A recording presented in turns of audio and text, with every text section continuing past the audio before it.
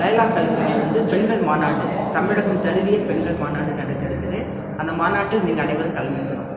இந்த மாநாட்டுக்கு நான் ஏன் உங்களுக்கு குறிப்பாக கூப்பிட்டேன்னு சொன்னால், இன்றைக்கி தமிழ்நாட்டில் கூட, தமிழ்நாடு திராவிட நாடு, இங்கு வந்து பெண்களுக்கு மரியாதையும் பாராட்டும் கொடுக்கக்கூடிய நாடு என்று சொல்லப்பட்டாலும், இந்த தமிழ்நாட்டிலே வந்து நாளுக்கு நாள் கல்லூரிகளிலும் பள்ளிகளிலும் பொது இடங்களிலும் பெண்கள் மீதான வன்கொடுமைகள் அதிகரித்துட்டே வருது.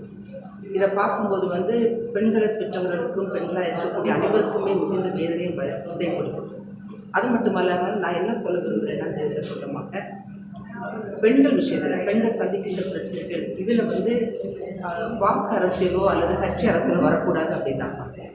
கட்சி அரசியலும் வாக்கு அரசியலும் இல்லாத ஒரு அப்ரோச் நமக்கு வேணும். அதை நம்ம வலியுறுத்த வேண்டும் என்று நான் கேட்டுக்கொள்கிறேன். ஏன்னா அப்படி நம்ம வந்து அரசியல் ரீதியாக போகும்போது வந்து சிலருக்கு நீதி கிடைக்குது, சிலருக்கு கிடைக்கிறது இல்லை. சில வழக்குகள் வேகமாக நடக்கிறது, சிலது அப்படி கிடப்பில் போடப்படுது.